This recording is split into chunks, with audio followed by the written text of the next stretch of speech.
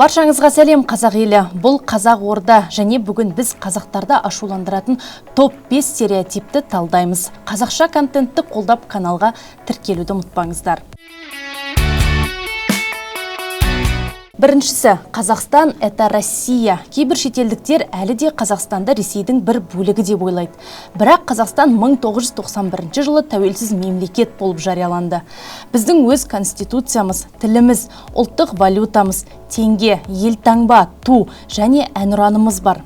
Қазақтар түркі халықтарының бір бөлігі, ал орыстар славян ұлтынан, Ресеймен ортақ тарих бар. Бірақ бұл бізді бір ел етпейді. Қазақстанда орыс тілі қолданылады, бірақ ұлттық саясат қазақ тілін, мәдениетін, дәстүрін дамытуда басымдық қояды. Біз көрші, дос бола аламыз, бірақ біз бір ел емеспіз. Казахи – это кыргызы или таджики. Просто другой сорт. Кейбіреулер Қазақстанды Орта Азиядағы елдердің ішінде айырмашылығы жоқ деп санайды. Бірақ қазақтар өз алдына жеке этнос, жеке тарихпен, жеке тілмен және мәдениетпен ерекшеленеді. Қазақ тілі түркі тілдерінің қыпшақ тобына жатады, ал тәжіктер парсы тектес, қырғыздар оның басқа тармағы. Қазақтың дәстүрлі киімі, музыкасы, тілі мен рулық құрылымы ерекше болып келеді. Қазақтарда жүздік жүйе, киіз үй салу технологиясы, домбыра, жыр мен айтыс басқа елдерде жоқ элементтер. Сонымен қатар Қазақ хандығы 15 ғасырда құрылған. Бұл да тәуелсіз тарихымыздың бір дәлелі. Яғни біз бір өңірде тұрсақ та, әр ұлттың өзіндік жолы бар.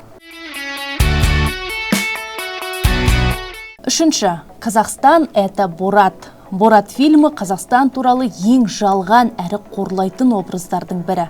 Фильмде қазақтар сауатсыз, артта қалған, мәдениетсіз деп көрсетіледі. Ал шын мәнінде Қазақстан Біріккен ұлттар ұйымының мүшесі, әлемдік аренада танылған ел.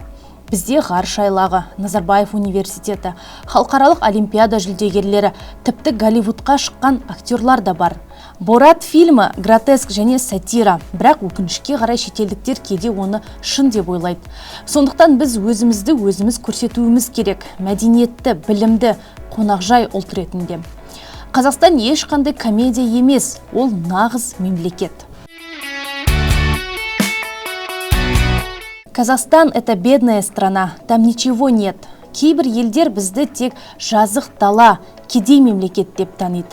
Бірақ Қазақстан әлемдегі ең бай ресурсқа ие елдердің бірі. Бізде мұнай, газ, уран, мыс, алтын, көмір секілді қазба байлықтар молынан кездеседі. Сонымен қатар Қазақстан әлемдегі ең ірі уран өндіруші ел. Байқоңыр әлемдегі тұңғыш ғарыш айлағы. Ол да Қазақстанда орналасқан, ұмытпауымыз керек. Сондай-ақ цифрлық экономикада дамып жатыр. Астана хаб, IT мектебі, криптовалюта жобалары да бар. Яғни Қазақстан тек дала ел емес, болашағы бар мемлекет. Және де 5-ші. СССР спас казахов от фашизма. Кейбіреулер қазақтарды тек құтқарылған ұлт деп көреді. Бірақ шындығында қазақ халқының мыңдаған ер азаматтары соғысқа қатысып, жанын құрбан еткен. Бауыржан Момышұлы, Әлия Молдағұлова, Мәншүк Мәметова сияқты батырларымыз нағыз ел қорғандары. Қазақстан бүкіл соғыс жылдарында фронтқа 1 миллионнан астам адам жіберген, оның 500 мыңға жуығы оралмады. Алматы мен Қарағандыда түрлі фабрикалар ашылып, жаралы жауынгерлерге көмек көрсетілген болатын. Біз тарихтың бір шетінде емес, оның алдыңғы шебінде болдық. Қазақтар өз отанын қорғаған батыр халық. Бұл стереотиптермен келісесіздер ме? Және тағы да қандай сыни пікірлерді естіп жүрсіздер біздің елге қатысты. Өз ойларыңызды пікірге жазып қалдыруды ұмытпаңыздар. Ал біз сіздермен қоштаспаймыз. Келесі кездескенше сау болыңыздар.